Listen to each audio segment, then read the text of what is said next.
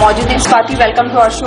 कौन से ऑप्शंस है, कौन से वर्कआउट है जो आप इजीली घर में परफॉर्म कर सकते हैं? घर में हम बहुत कुछ परफॉर्म कर सकते हैं। आप सिंपल एक वॉल है अगर आपके घर में, तो आप उस पे अपने टॉर्सो के लिए साइड्स की एक्सरसाइज कर सकते हैं। आप लाइट अब्डोमेन एक्सरसाइज कर सकते हैं, अपना हिप वर्कआउट कर सकते हैं। इस तरह की कोई भी मूवमेंट जो आप वॉल के सपोर्ट के साथ कर सकते हैं, आपको आपके कोर एरिया पे और आपके अडक्टर्स पे काफी इफेक्ट देगा। तो initially because your baby small, आप घर छोड़ के ज्यादा वर्कआउट करने बाहर घर से जा नहीं सकती, तो इस तरह की एक्सरसाइजेज आप कर सकते हैं। वॉल स्क्वाट्स आप कर सकते हैं दीवार के साथ सपोर्ट करके, उससे आपका lower stomach, your hips and thighs, your entire lower portion will get a good workout. बिल्कुल। साथ ही साथ एक बहुत इंपॉर्टेंट फैक्टर है आपका कोर एरिया। राइट। उसके लिए क्या कुछ ऑप्शन है फ्लोर एक्टिविटीज की अगर बात करें? फ्लोर एक्टिविटीज में आप अपने अब्डोमेन को स्ट्रेंथन करने के लिए वी पोज होल्डिंग कर सकते हैं, ट्विस्टेड क्रंचेस कर सकते हैं, आप स्प्लिट लेग क्रंचेस कर सकते हैं। स्लोली एंड ग्रेजुअली उसकी रेपिटेशंस आप बढ़ाइए, या उसमें आप होल्डिंग पोजीशंस को होल्ड करके रखिए। You will strengthen your torso very quickly and nicely. Stomach या कोर एरिया के अलावा बाकी जो तमाम दूसरे बॉडी पार्ट्स हैं, उनके लिए हमारे दर्शकों को क्या टिप्स देंगे आप? Since because your stomach walls have gone out of shape, तो उसका जितना भी बेबी का वेट होता है उसकी वजह से आपके लोअर बैक पे बहुत वीकनेस आ जाती है, तो आपको अपना लोअर बैक भी बहुत स्ट्रेंथन करना चाहिए। फीडिंग पोजीशन की वजह से आपकी अपर बैक भी काफी वीक हो जाती है, तो बेसिकली आपको आपका सारा स्पाइन वर्कआउट और आपका स्टमक वर्कआउट जरूर करना चाहिए। स्पाइन वर्कआउट इसके लिए आप ऑप्शंस हैं कि आप कोबरा स्ट्रेच कर सकती है। योगा में हमारे पास बहुत ऑप्शंस हैं इसके लिए। आप कोबरा स्ट्रेच कर सकते हैं, आप हाइपर एक्सटेंशन कर सकती हैं, आप माउंटेन पोज कर सकते हैं, एंड स्लोली एंड ग्रेजुअली इसको इंक्रीज करते जाइए। आपकी लोअर बैक की और स्पाइन की स्ट्रेंथ डेफिनेटली इंक्रीज होगी। चलिए, ये तो ऑप्शंस हुए अगर आप घर पे वर्कआउट कर रहे हैं, लेकिन अगर कोई घर से थोड़ा बहुत वक्त निकाल के जिम का रुख कर रहा है, उनके लिए आपके पास क्या ऑप्शंस है? क्योंकि शुरुआती दौर है, इसमें आप क्या कुछ प्रिकॉशंस के साथ वर्कआउट फॉलो कर सकते हैं? प्रिकॉशंस ये है कि आप as early as 6 weeks after your delivery you can start your workout, and slowly and gradually आप ओवरऑल बॉडी, अगर आपको किसी भी तरह की कोई एलिमेंट नहीं है तो आप स्लोली एंड ग्रेजुअली हर तरह का वर्कआउट कर सकती हैं। सिर्फ थोड़े जर्की और बाउंसी मूवमेंट्स को अवॉइड कीजिए, बिकॉज आपके जॉइंट्स अभी भी थोड़े सेंसिटिव और वीक हैं। आप लाइट वेट ट्रेनिंग से शुरू कर सकती हैं, थोड़े बहुत आप एरोबिक्स भी कर सकती हैं।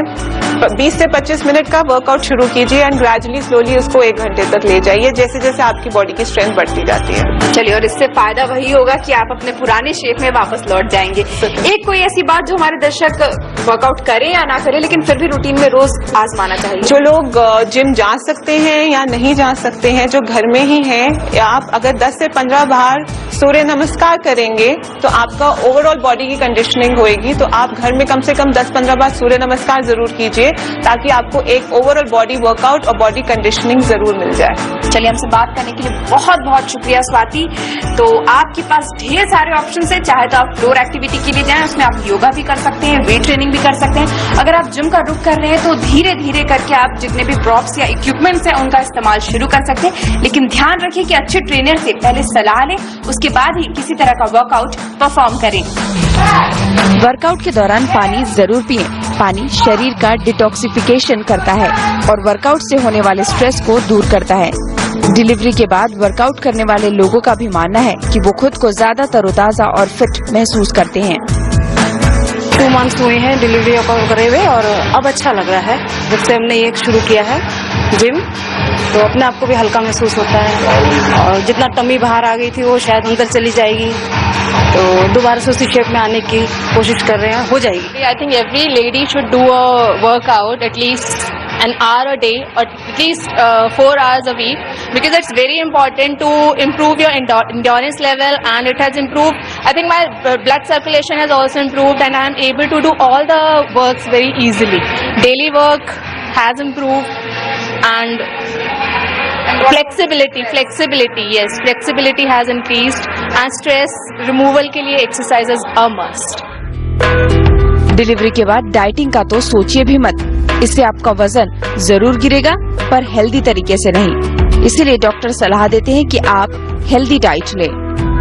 बजाय पोस्ट प्रेगनेंसी के अगर ड्यूरिंग प्रेगनेंसी कंट्रोल करी जाएगी तो इट्स ऑलवेज बेटर। जो recommended is around 300 to 350 calories extra, जो कि नॉर्मल उस जने की होनी चाहिए उससे। तो इसलिए अगर प्रेगनेंसी में ही आप ये चीज शुरू करेंगे कि आप बहुत एक्स्ट्रा ना लें, थोड़ी सी एडेड चीजें लें जो कि आपको हेल्दी बनाएंगी, तो पोस्ट प्रेगनेंसी इतना वेट गेन होगा ही नहीं। और अगर हो भी गया है तो उसमें जो है fat should be taken less. तो तली चीजें नहीं लीजिए, जैसे आम धारणा होती है कि खूब देसी घी दो डिलीवरी के बाद, वो मत लो। उसकी जगह आप हेल्दी चीजें लो, फ्रूट्स ज्यादा लो, वेजिटेबल्स ज्यादा लो, दाल ज्यादा लो, and coconut water, milk products, these are good things.